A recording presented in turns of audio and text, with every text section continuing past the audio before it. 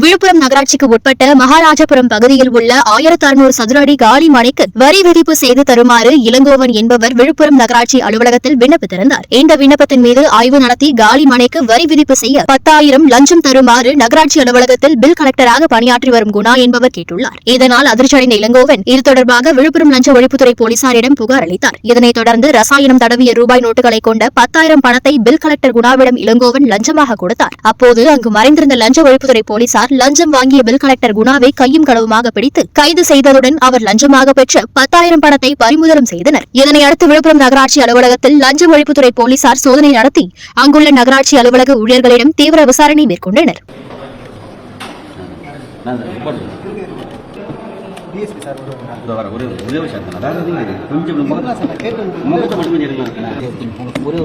கொஞ்சம் போங்க சார், கொஞ்சம் போங்க சார்.